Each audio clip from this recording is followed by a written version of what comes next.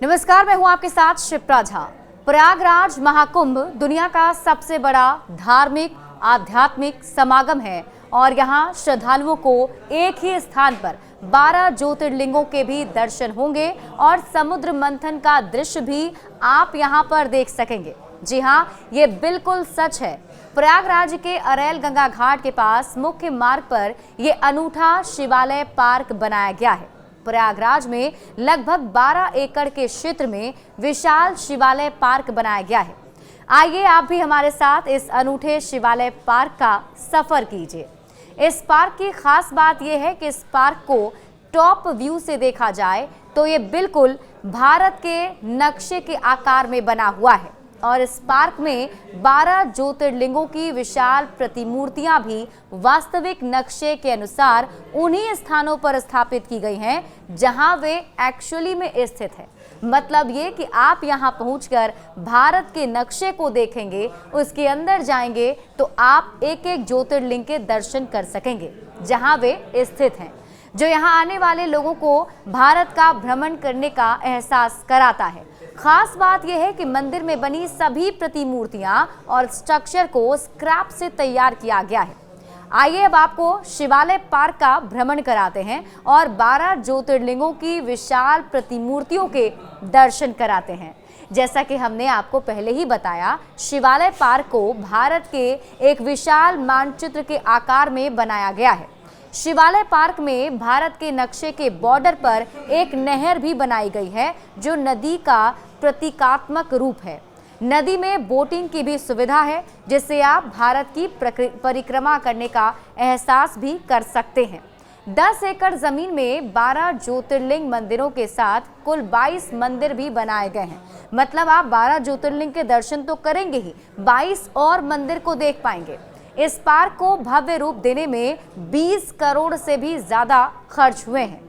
जिन जिन स्थानों या शहरों में 12 ज्योतिर्लिंग स्थित हैं, मानचित्र पर ठीक उन्हीं जगहों पर ज्योतिर्लिंगों की प्रतिकृतियां बनाई गई हैं और मंदिरों का आकार भी वास्तविक मंदिर जैसा ही बनाया गया है। यानी कि अगर आप शिवालय पार्क के एक एक कोने से पैदल चलना शुरू करते हैं तो भारत के मानचित्र को पूरा कवर करने के साथ साथ एक एक कर आप केदारनाथ से लेकर रामेश्वरम तक सभी 12 ज्योतिर्लिंगों का दर्शन कर सकेंगे।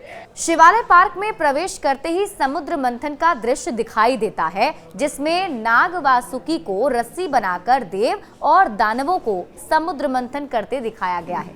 इसके बाद विशालकाय नंदी की मूर्ति स्थापित की गई है और आप इसमें एक और त्रिशूल भी देख सकते हैं। मतलब एक और बड़ा सा त्रिशूल भी स्थापित किया गया है। समुद्र मंदिर के दृश्य के बाद सबसे पहले है नंदी की विशाल प्रतिमा और इसके बाद है केदारनाथ ज्योतिर्लिंग। ये भगवान शिव का एक प्रमुख मंदिर है जहां हर साल शिवरात्रि का त्यौहार बड़े धूमधाम से मनाया जाता है और ये प्रतिकृति हूबहू केदारनाथ मंदिर जैसी ही है। इससे थोड़ा आगे है महाकालेश्वर ज्योतिर्लिंग जो मध्य प्रदेश के उज्जैन में स्थित है। ये भगवान शिव का एक प्रमुख मंदिर है। उज्जैन के महाकालेश्वर के मंदिर के सामने है बनारस का काशी विश्वनाथ ज्योतिर्लिंग। ये भी 12 ज्योतिर्लिंगों में शामिल है और भगवान शिव का प्रमुख मंदिर है।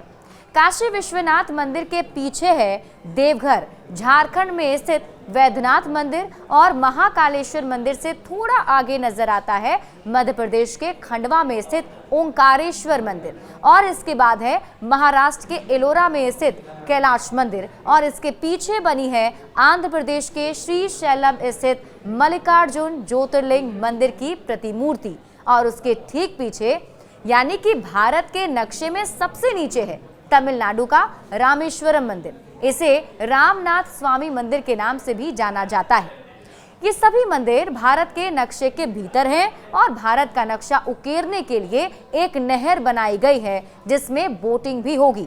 इस नहर के दूसरी तरफ रामेश्वरम मंदिर के पास है कैलाश मंदिर के समानांतर ही कुछ ही दूरी पर बना है भीमा शंकर ज्योतिर्लिंग जो महाराष्ट्र के पुणे में स्थित है। तमिलनाडु स्थित शोर मंदिर की प्रतिकृति और उससे थोड़ा आगे है छत्रपति संभाजीनगर महाराष्ट्र में स्थित घृणेश्वर ज्योतिर्लिंग मंदिर की प्रतिकृति और उससे ठीक बाद में है महाराष्ट्र में स्थित भीमा शंकर मंदिर की प्रतिकृति। थोड़ा और आगे चलने पर आप नासिक में स्थित श्री त्र्यंबकेश्वर मंदिर की प्रतिकृति के दर्शन भी कर सकते हैं। थोड़ा और अगर आप चलेंगे तो आपको दर्शन होंगे द्वारिका गुजरात में स्थित नागेश्वर मंदिर की प्रतिकृति की, और उससे आगे है गुजरात के गीर में स्थित सोमनाथ मंदिर। इससे थोड़ा आगे चलने पर अंत में है हिमाचल में स्थित बैजनाथ मंदिर। वहीं कैलाश मंदिर के दूसरी तरफ है ओडिशा के भुवनेश्वर में स्थित लिंगराज मंदिर की प्रतिकृति, और लेपाक्षी आंध्र प्रदेश में स्थित श्री वीरभद्र मंदिर। और इन सभी प्रतिकृतियों को, मंदिर की प्रतिकृतियां हो, इन सभी को उकेरा गया है स्क्रैप की मदद से, जिसमें ये बिल्कुल वास्तविक मंदिर जैसा ही स्वरूप दिख रहा है।